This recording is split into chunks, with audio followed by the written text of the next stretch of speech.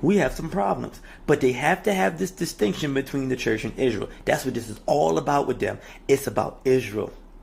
It is about Israel. You have to literally draw your dispensational friends back in to talk about Christ when it comes to eschatology. You have to draw them back in because they will always, I'm more concerned about Israel. I'm more concerned about Israel. So that's why they do this. That's why they'll take a passage like 1 Thessalonians chapter 4 and read into that rapture. Where on earth in 1 Thessalonians chapter 4 do you see a rapture? And I should have started at verse 15. But look what it says. For the Lord himself would descend from heaven with a cry of a command, with the voice of the archangel, and with the sound of the trumpet of God, and the dead in Christ will rise first. What? That sounds a lot like what we just see in 1 Corinthians chapter 15, verse 52. It says, in a moment, in the twinkling of an eye, at the last trumpet, we see the same trumpet, for the trumpet will sound, and the dead will be raised imperishable, and we shall be changed.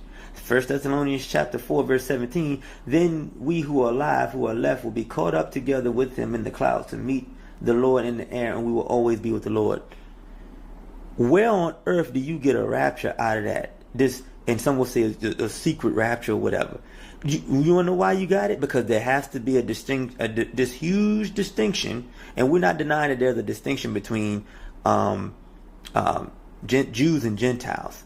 We're not saying that there's no distinction at all. But as far as salvation and the promises of God is concerned about his church, which is made up of Jews and Gentiles. And I'm going to prove that in just a second as well.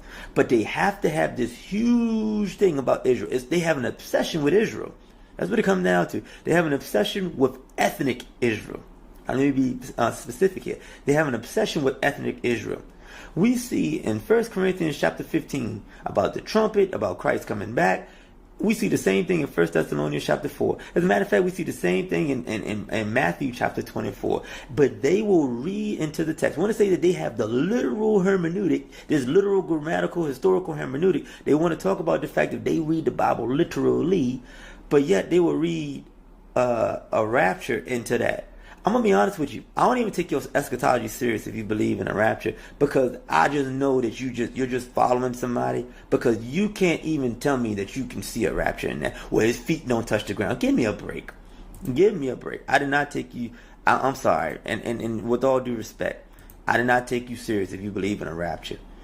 But the rapture was presented to have a distinction between eschatology as far as the church in Israel is concerned. All right.